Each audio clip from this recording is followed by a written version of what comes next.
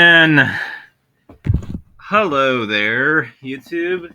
So I wanted to go live in Defense ultimately of Inu Yasha as a show, and I wanted to talk about a few things that really I concede the argument ultimately that Inu Yasha and Twilight are very similar in a lot of respects, but I think that Inu Yasha manages to do a better job of being a romance, especially because of the fact that, a lot of the things that I and many other people have been able to successfully point out in critique of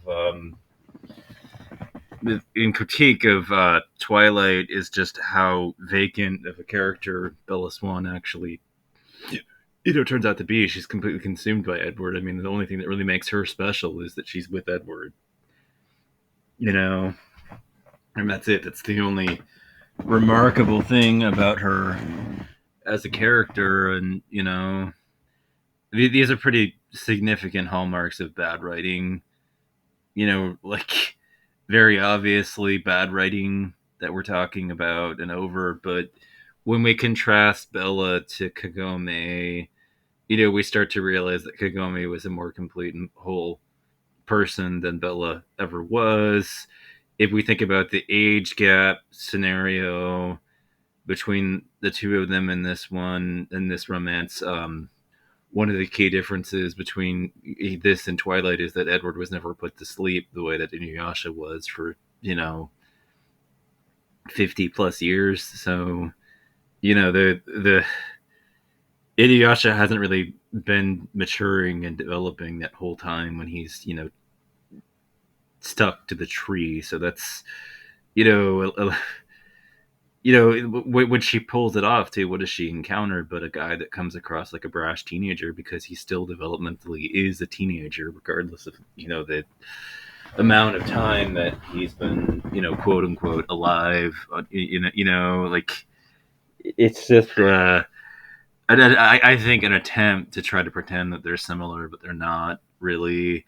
But I mean, when we look at it, we end up realizing that Kagome doesn't get completely consumed, by the larger presence. She doesn't end up being entirely subservient to Inuyasha, and in fact is quite a bit of control over him and herself. He got the collar that makes him able to sit whenever he acts up too much, and he acts like a fucking brash teenager. He doesn't contrast him to like Shishomaru, who comes across very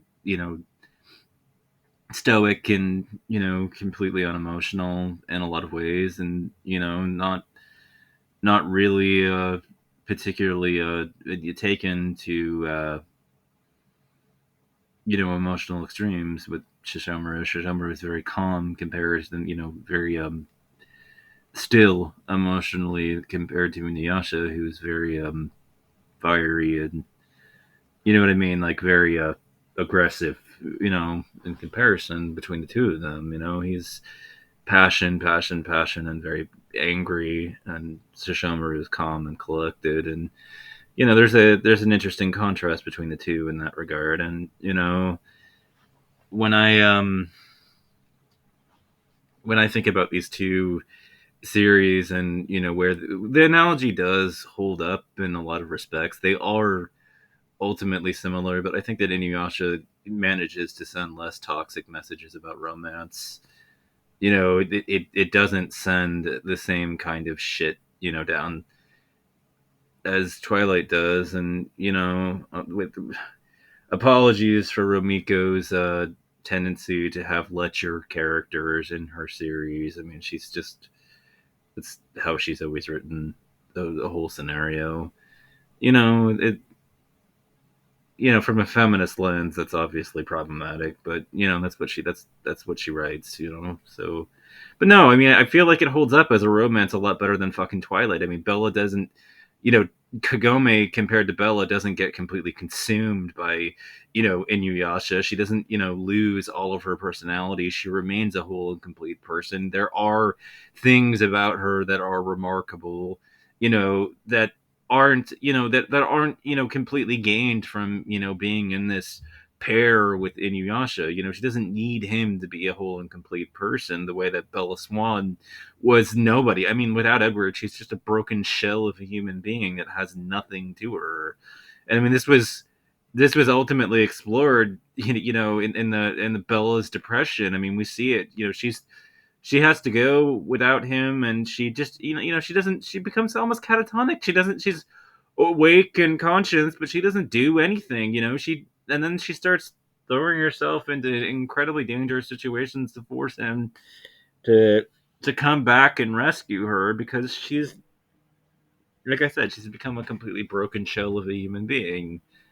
And Kagome never did that. Kagome, regularly went back to her own time period. She had friends, she hung out with them. She had boys, her own, in her own time period, that were interested in her as well. I mean, Kagome was a more complete and whole character than, Bella Swan ever will be, you know, in the Twilight sagas. And for that reason, I mean, the analogy does kind of hold up, but it kind of fails in a lot of other ways.